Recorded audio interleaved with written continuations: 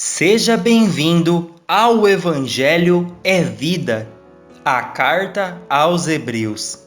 Graça e paz, meus irmãos, o Evangelho é vida. Nós estamos estudando a carta aos Hebreus. Nós já estudamos os 3 primeiros versículos e agora nós vamos entrar em outro assunto muito importante. Vamos ficar muito tempo falando dele. Cristo é superior aos anjos. Do versículo 4 ao versículo 14, o escritor de Hebreus procura mostrar com muitos detalhes a respeito da superioridade de Jesus aos anjos. Nós já vimos a superioridade de Cristo aos profetas, mas agora o escritor de Hebreus vai usar 7 passagens do Antigo Testamento para comprovar que Cristo é superior aos anjos. Então veja que a Bíblia fala de Jesus. O Velho Testamento é um Velho Testamento que fala de Cristo, e o escritor de Hebreus, de uma maneira maravilhosa, por toda a sua carta, ele faz essa transição mostrando as passagens do Velho Testamento em Jesus. Então esse escritor ele usa sete passagens do Antigo Testamento para comprovar o quão mais excelente, o quão superior, o quão sublime é Cristo em relação aos anjos. Porque o escritor de Hebreus está fazendo sempre essa comparação? Porque os judeus eles estavam olhando para a lei e para os profetas. Então o escritor começou mostrando que Cristo é superior aos profetas, que Deus está falando pelo Filho, ponto final, provando para eles que o Filho é superior aos profetas. E os judeus tinham uma tendência a adorar anjos. Então os judeus eles tinham a tendência a adorar os anjos. Pode ver que até João, que andou com Cristo, ele recebeu a revelação do Apocalipse e ele quis adorar o anjo que estava trazendo a revelação, Apocalipse 19, 9 e 10, e aí o anjo diz: adora a Deus, porque o espírito de profecia é o testemunho de Jesus Cristo. Ou seja, não nos adorem, não adorem a nós somos conservos, nós estamos para ministrar para vocês, não nos adorem. Veja que João, que andou com Cristo, e os judeus, eles tinham essa tendência de também exaltar a anjos, falar de anjos. Não é diferente hoje, né, meus irmãos? Nós vemos muitas pessoas confundindo o ministério dos anjos e adorando anjos, procurando nome de anjos em literaturas extra-bíblicos e assim vai, né? Gente que recebe revelações de anjos e você sabe que não são os anjos de Deus, porque o diabo também ele pode até se passar por um anjo de Deus. Então nós precisamos ter um senso, né, que anjo não deve ser adorado. Anjo, o escritor de Hebreus vai nos ensinar que são espíritos ministradores. Então, um dos motivos que esses judeus eles tinham tanta admiração assim por anjos, e o escritor de Hebreus vai dizer, mas Jesus é muito superior a anjos. Esse motivo é que os anjos estavam envolvidos na entrega da lei. Então veja que os anjos estavam envolvidos, a própria Bíblia diz isso, né? Em Gálatas 3, versículo de número 19, vai dizer assim, ó, deixa eu ler aqui. Logo, qual o objetivo da lei?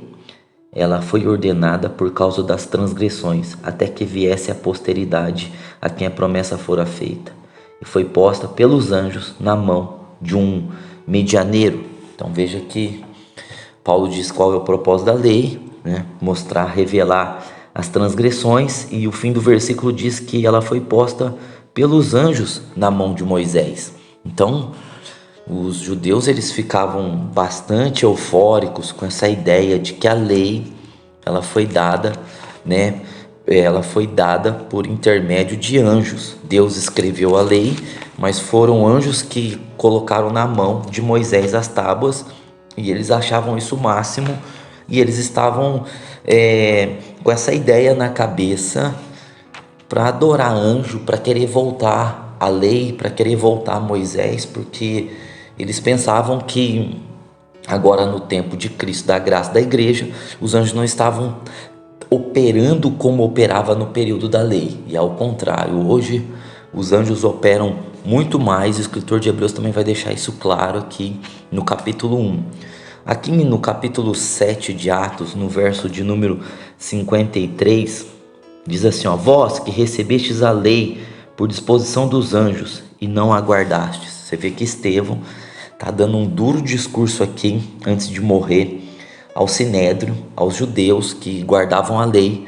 E Estevão disse de novo que Paulo tinha dito que eles receberam a lei pelos anjos, né, e não guardaram a lei. Então eles tinham esse negócio de que anjo e lei estava muito próximo, né? E os judeus estavam sendo perseguidos, como nós falamos em todos os vídeos passados, e eles estavam cobiçando profetas e anjos. E agora o escritor vai dizer: não, não, não, Jesus é superior aos anjos.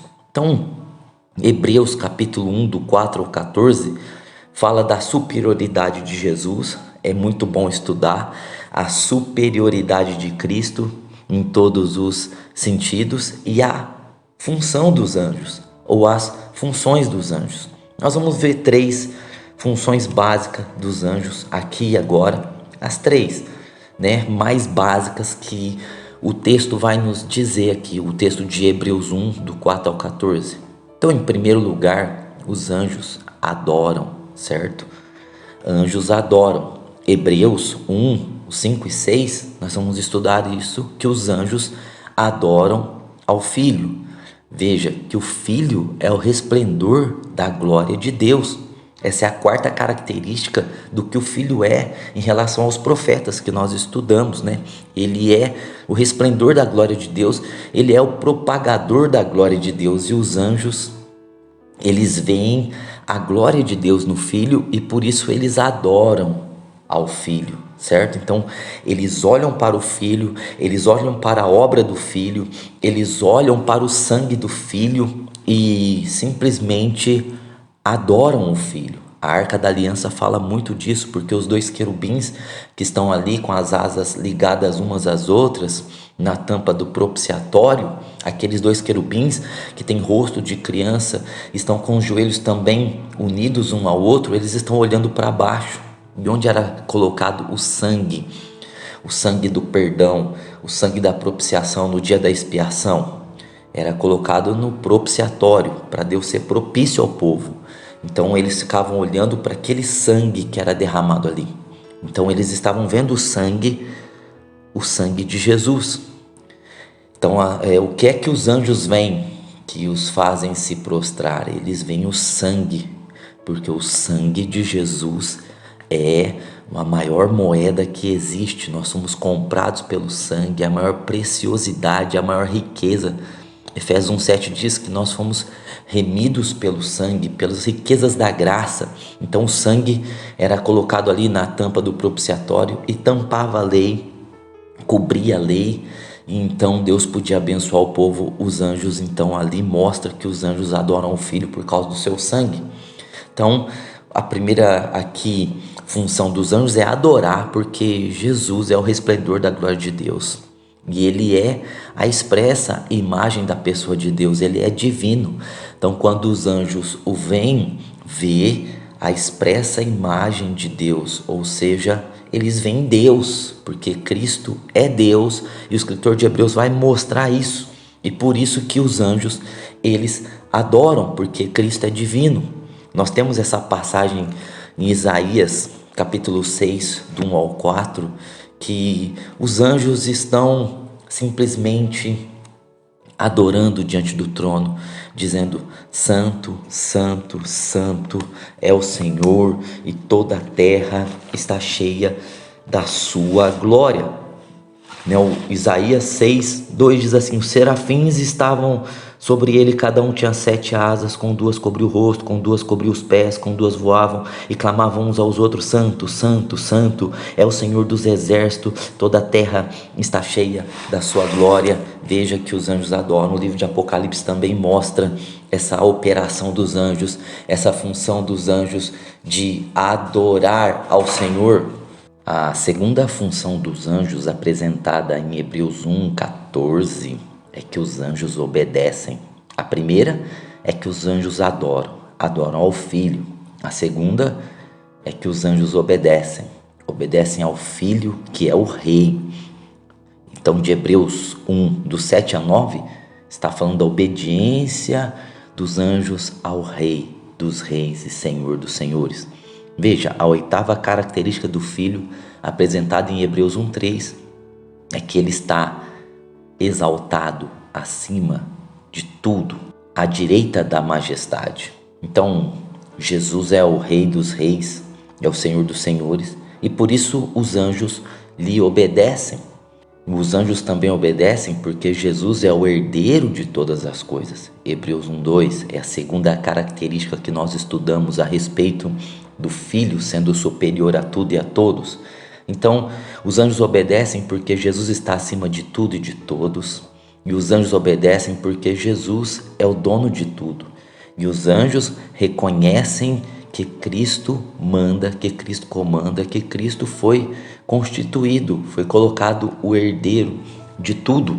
E a Bíblia vai dizer isso para nós, né? A Bíblia vai nos ensinar a respeito disso. Em Salmos 103, verso 20, diz assim: Bendizei o Senhor, vós, seus anjos, que excedeis em força, que guardais os seus mandamentos, obedecendo a voz da sua palavra. Então veja que os anjos obedecem à voz da palavra de Deus. O Rei é a palavra, o Rei tem a palavra, o Filho é o porta-voz. O Filho é o porta-voz de Deus, ele é a própria voz de Deus. É a primeira característica de Hebreus 1:2, o Filho é o porta-voz, certo? E nós vemos isso também, que o próprio Cristo vai falar isso no Evangelho de Mateus, quando Cristo estava sendo julgado e os homens achando que Cristo estava debaixo do domínio deles. Cristo solta então a verdade do reino de Deus, a verdade dos anjos, quando diz assim: olha só, ou pensais tu que não poderia orar agora mesmo a meu Pai e ele me daria mais de 12 legiões de anjos? Então veja que os anjos estavam ali prontos e dispostos a até guardar Jesus da morte. E Cristo estava dizendo: se eu quisesse, eu chamaria 12 legiões de anjos, 72 mil anjos aqui para nos guardar, para me guardar, para impedir que eu seja preso, mas essa não era a vontade de Deus. Cristo deixou apenas como exemplo, mostrando aqueles judeus que eles estavam fazendo aquilo que era a vontade de Deus. Os anjos obedecem ao Rei, os anjos obedecem ao Senhor dos Senhores. Em João, no capítulo 1, no verso 51, diz assim, Jesus fala, e acrescentou: em verdade vos digo que daqui em diante vereis o céu aberto e os anjos de Deus subirem e descendo sobre o Filho do Homem, mostrando mais uma vez que os anjos estavam sobre o ministério de Jesus, reconhecendo em carne o Filho de Deus. Então veja, nós já vemos duas funções aqui dos anjos em Hebreus capítulo 1. Agora a terceira função, é que os anjos servem. Olha, de Hebreus, Hebreus capítulo 1, do verso 10 a 14, está falando que os anjos servem. Por que os anjos servem? Porque Jesus é o Criador. Jesus é o Criador. Então, os anjos adoram porque Jesus é o Filho, certo? Os anjos obedecem porque Jesus é o Rei dos Reis. E os anjos servem porque Jesus é o Criador. A sexta característica de Jesus, que nós estudamos no capítulo 1, no verso 2 de Hebreus, é que ele é o planejador dos mundos, das eras, do Aion. Ele que planejou os tempos, ou seja, ele é o criador do tempo, ele é o criador da eternidade, ele é o criador de todas as coisas, inclusive o criador dos anjos. Então, Jesus é o porta-voz de Deus, nós estudamos isso, é a primeira característica do Filho, ele é o representante da vontade de Deus, e ele sendo o representante e a vontade de Deus, os anjos servem a vontade de Deus. Cristo é a vontade de Deus e por isso os anjos sempre estão servindo a Cristo. E Cristo é o purificador dos pecados. Cristo é o salvador do mundo. Cristo é o salvador de todas as coisas. E os anjos o servem porque ele é o eleito, o salvador de tudo e de todos. Então, se a gente estudar o ministério de Jesus, nós vamos ver no ministério humano de Cristo os anjos tendo papel muito grande. Nós vemos, por exemplo, no Getsemane, que foi um anjo ali no Getsemane para consolar Jesus, para consolar o Filho de Deus. E nós vemos que o anjo estava ali trazendo consolo para Cristo. Lucas 22, 43 diz assim: apareceu-lhe um anjo do céu que o confortava. Então veja, no momento mais difícil do ministério de Jesus, o anjo aparece para consolar, para confortar a Cristo, servindo a Cristo. Mas se a gente for aqui para Marcos, no capítulo 1, no verso de número 13, nós vamos ler assim, onde permaneceu 40 dias tentado por Satanás. Ele vivia entre as feras e os anjos o serviam. Veja que os anjos, nos 40 dias de jejum de Cristo estava sozinho no sentido humano de não ter nenhum homem ali, mas a Bíblia diz que os anjos estavam ali servindo. Os anjos sabiam que aquele homem era o Verbo, era o Criador. Ele estava apenas encapado de carne, mas por dentro ele era o Criador de todas as coisas. Então os anjos o serviam. Nós vamos ver muitas passagens dos anjos servindo a Cristo, e os anjos, eles servem a Cristo porque Cristo é o Criador de todas as coisas. Aqui em Mateus capítulo 4, verso 11, a ideia é a visão de Mateus sobre também a tentação dos 40 dias. Diz assim: então o diabo deixou, e eis que chegaram os anjos e o serviram. Então, mais uma vez, dizendo que ele era servido por anjos.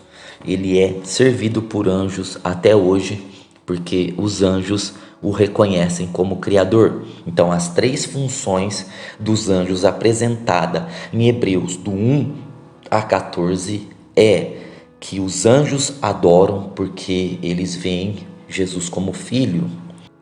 2. Os anjos obedecem porque vê Jesus como rei. 3. Os anjos servem porque vê Jesus como Criador de todas as coisas. Aplicação pessoal.